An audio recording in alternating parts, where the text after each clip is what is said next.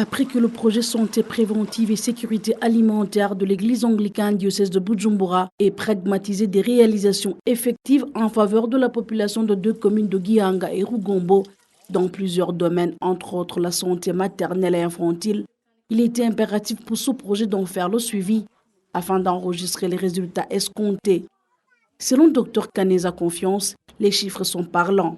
À titre d'exemple, il n'y a pas d'épidémie de choléra enregistrée cette année dans la commune de Gihanga, contrairement aux années antérieures, depuis que nous avons sensibilisé la population à utiliser des latrines et de l'eau potable grâce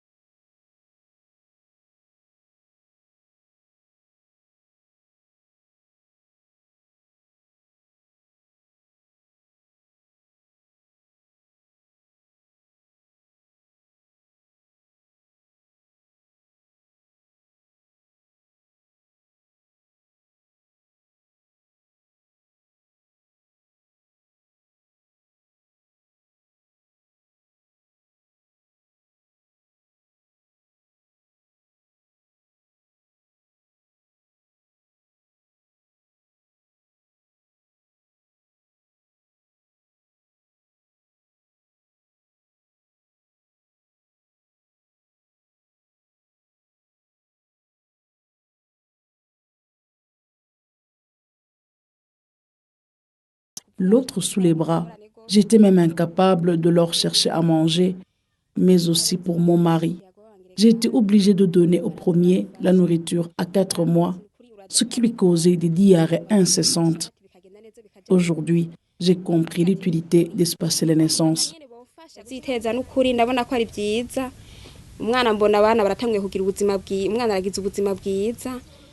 Dans la même ordre d'idées, même des femmes enceintes séropositives ont été sensibilisées sur la prévention de transmission mère-enfant du VIH-Sida. En témoigne cette jeune femme qui a déjà mis au monde 2 enfants séronégatifs, autrement dit, son VIH-Sida. Selon une enquête préliminaire menée par le projet il y a une année, des femmes en état d'accouchement parcouraient des kilomètres à l'aide de brancards traditionnels pour arriver à des services de soins de santé au risque de perdre leur vie. D'où l'idée du projet de leur octroyer un don des vélos ambulances qui les permettent aujourd'hui d'arriver à temps à l'hôpital et dans de meilleures conditions. Un don plus que capital, apprécié par la population en général et par les femmes en particulier. Ce vélo ambulance est d'une grande utilité. Par exemple, moi, on m'a transporté à l'hôpital à l'aide de ce vélo ambulance quand j'étais à terme de mettre au monde et je saignais beaucoup. Mais grâce à sa rapidité, je suis arrivée à temps et on m'a soigné. Je remercie vivement ce projet qui nous a octroyé ce don capital pour notre santé. Retenez bien, toutes ces femmes interviewées ont un point commun. Elles ont été victimes de concubinage ou de polygamie dans leur foyer, alors que jusque-là, c'est l'homme qui assurait toutes les responsabilités. Un fléau qui sévit sérieusement ces deux communes de Gihanga et Rugombo, mais qui est en train d'être combattu efficacement par le projet d'une part, à travers son programme de sensibilisation des ménages de ces deux communes sur les avantages de régulariser les mariages devant l'état civil, comme en témoigne ce couple récemment marié légalement.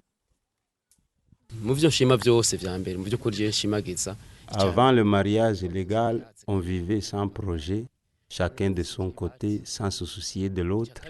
Mais aujourd'hui, on a construit une maison en tôle, on a déjà acheté 10 chèvres, on se respecte mutuellement et on s'aime davantage.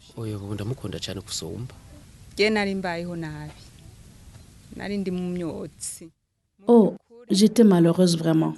Quand il rentrait de son boulot, je lui disais bonjour et ne me répondait pas. Au contraire, il s'énervait davantage. Vraiment, j'étais comme une fille qu'elle a ramassée en cours de route, sans aucune valeur. Mais aujourd'hui, grâce à cette régularisation, les choses vont de mieux en mieux. On se respecte mutuellement et on étudie les projets ensemble. D'autre part, à travers son programme d'implication de la femme dans les activités agricoles via des associations, lesquelles génèrent des revenus pour subvenir aux besoins de sa famille, source également de son épanouissement.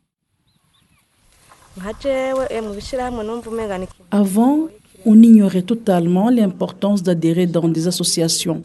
Mais aujourd'hui, beaucoup de familles adhèrent, car l'association présente beaucoup d'avantages. Notre association nous donne des engrais chimiques, nous apprend comment labourer les champs, ou bien l'avantage de planter des légumes bénéfiques pour notre santé et celle de nos enfants.